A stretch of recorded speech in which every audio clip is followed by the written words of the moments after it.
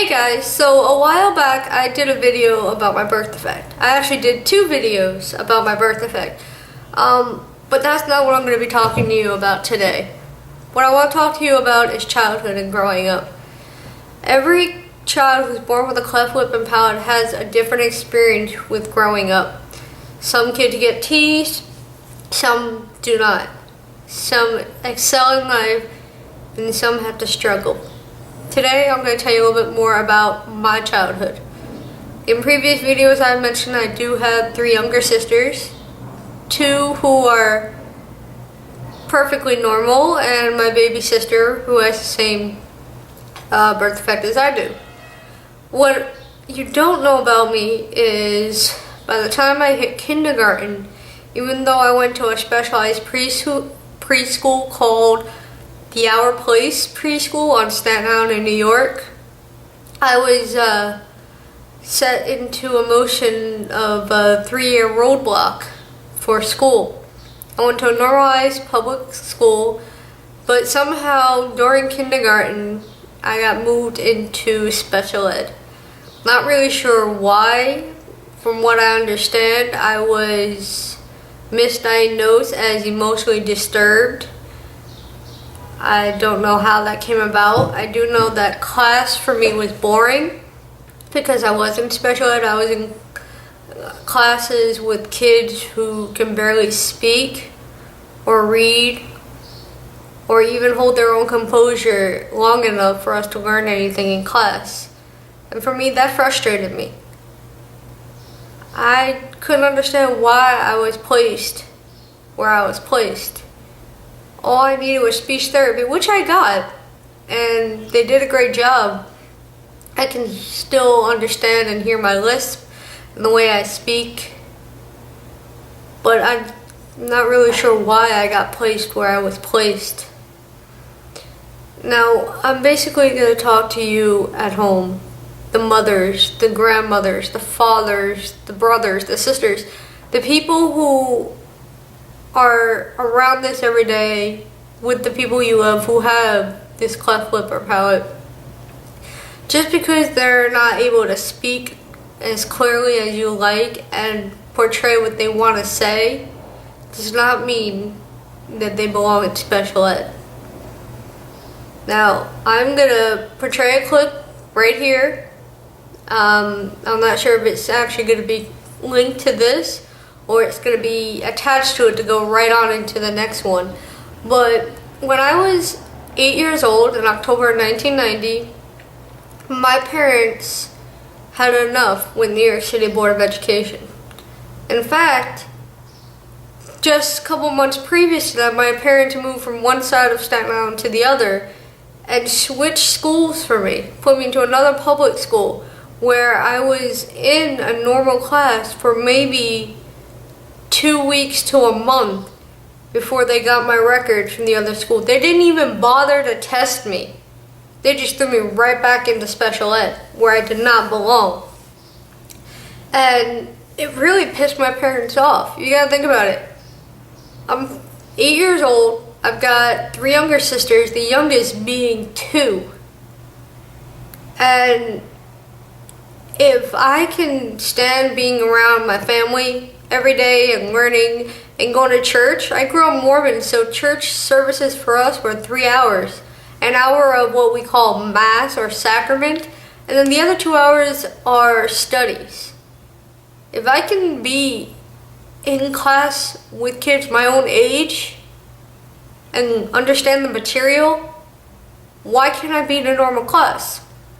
So my president of my church on Staten Island at the time, President Chester, was also a lawyer, and my aunt, my dad's sister Jeannie, is a special education teacher. So with the 2 of them plus my father, we went against the Board of Education. And we won. It took a couple of months, but we won. I was on the Channel 11 news, and I won. I don't really remember too much of that hearing. All I remember hearing for me as a kid was blah, blah, blah, blah in my ear, where I'm just sitting there bored out of my mind. I'm not really sure what was going on at the time, but I do remember speaking to a reporter afterwards, and I said some things that I wish I upheld. I said I wanted to be a doctor to help other kids like myself. I didn't go that path. I ended up joining the military because that's also my family path and it's something I thought I was good at. But I am a medical student. I am receiving my medical assistance degree. I'm not sure when this video will be up, so I may have graduated by the time I put this video up.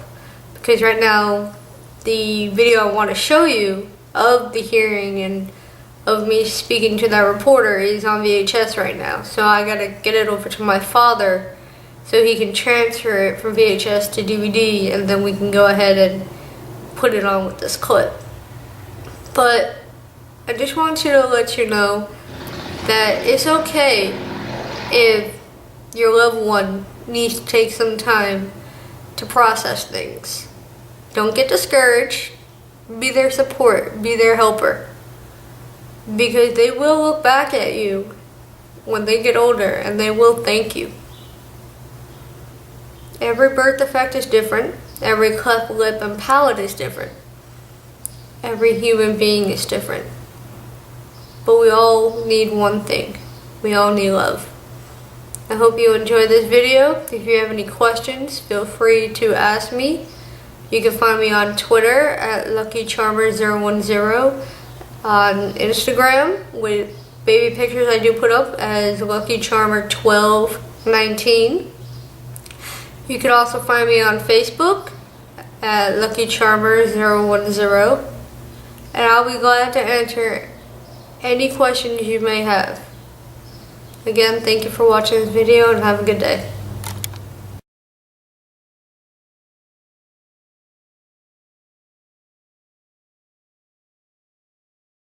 Kindergarten is supposed to be a child's first step on the long and exciting road to education. But a young Staten Island girl was forced to suffer a painful 3-year roadblock to that trip due to the error and ignorance of school officials. Len Thompson has this exclusive report.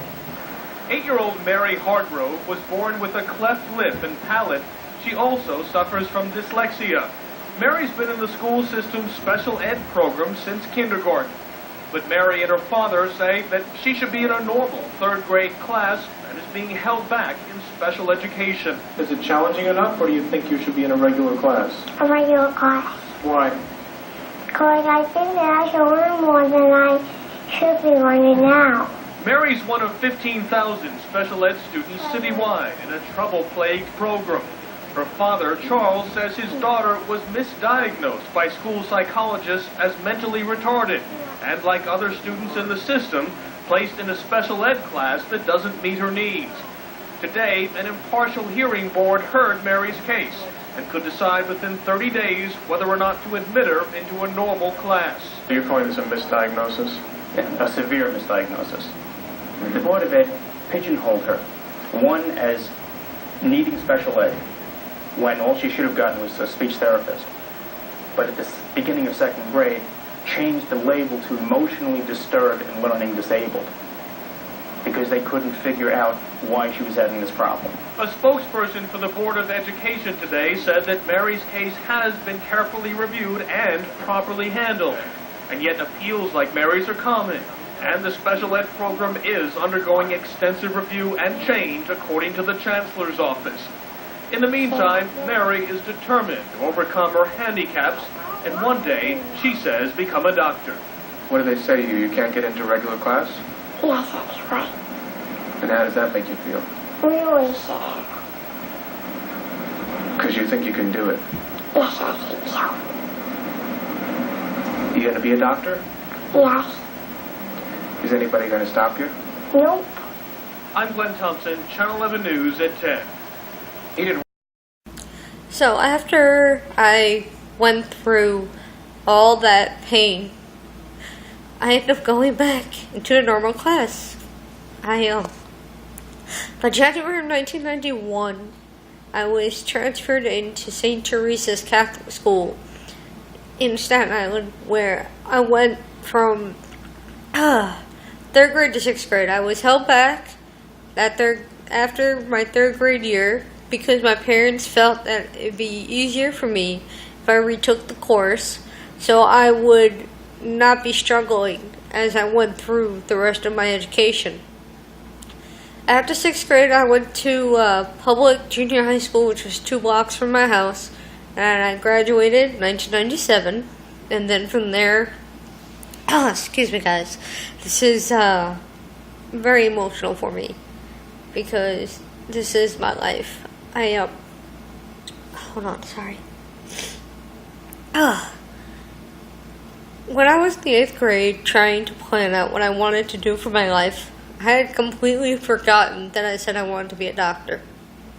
And to be honest, I don't think I would have been able to become a doctor. I'm not going to say I'm not smart, but my dyslexia does interfere with, memorizations a lot of the times, and I just wouldn't have been able to even make it into med school. I currently am in medical school, though, for medical assistance, which I'll be graduating this December. So when I was trying to figure out what I wanted to do with my life, I was looking at all the high schools around my neighborhood, and one of the high schools just had a really bad reputation, the one I was supposed to go to. And I remember my dad's brothers and sisters all saying the school they went to was awesome. My dad and my Aunt Jeannie, who's a year younger than my father, both went to a high school in Staten Island called Tottenville, and everybody else went to the first high school on Staten Island called Curtis High School, which is over down by the ferry. And when you're inside that school, you can see the New York skyline perfectly. The other reason why I went to that school was because they had a Navy ROTC program. The school I was supposed to go to had an Army ROTC program. So I ended up going to Curtis High School in September 1997 and was enrolled in the ROTC program.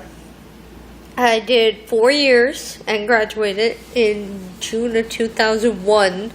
And by November 6, 2001, I was in basic training getting yelled at by drill sergeants in the Army. Your kids can do anything. You can do anything. If you have a learning disability or a cleft lip or palate, you can do anything. I'm also 4'9". I'm under 5 foot, everyone. I'm like this itty bitty little thing. I can show you pictures of me and my platoon and my friends and, any friendship I ever made while I was in the military. And I was always the short one. You can do whatever you set your mind to. So if anybody has any questions, if anybody has just anything you want to ask, I've got every paperwork from that hearing. My father gave it to me. I'm telling you, stacks and stacks upon paper. There's even a notebook from when I was in school. In special education, you can see the stupidity they had me doing, or the notes. Oh my god, the fucking notes. I would have 2 teachers for a classroom of maybe 8 or 16 of us, if that. And they would write notes like, "Dear Miss Hargrove, today Mary hit Miss Little Susie, and when I asked her why, she wouldn't tell me. Please correct this at home so she does not hit Susie again." My mother would write back the next day in the same notebook, "Dear Miss whatever the teacher's name is, Mary is the oldest of 4 girls. She's got 3 younger sisters. She has never hit anybody a day in her life. Maybe Susie is the one lying. Sincerely, Karen Hargrove." I'm telling you, the Board of Education system, not just New York, but the whole education system, if you need special education, if you need resource because you need that extra help, then by all means, get the help you need. But you need to look clearly at every case individually and see if the people you're putting in there, if they belong in that class or not. Because stuff like that screws up our life in a way, because for a long time I thought I was stupid because I was in special education, and then I was held back, and it took a long time for me to realize that I'm smart, just like my sisters, who are actually all smarter than I am. Go ahead, hit me, everybody. Melissa hits me every time I say this, but it's true. I was in a mainstream classes in high school. All of my sisters were in what's called SP classes, which are, the higher classes. They're for the smarty pantses, and all of them were in there, all 3 of them. And I was just in mainstream, and like other kids, I did cut class and cut school and stuff. But I always did my homework. I was always the geek who, even though I cut, I was doing homework and stuff so I wouldn't fall behind. I'm a very big procrastinator, and my biggest stuff is writing essays. I can write essays like that. But here's a little glimpse into my life and what I dealt with as a child. Please, if your children are going through it or you have gone through it, please make the correction. I'm here for you. Thank you for watching my videos. And I also have a Q&A video up. You should go ahead and check that out, and I'll answer any questions. Have a good day.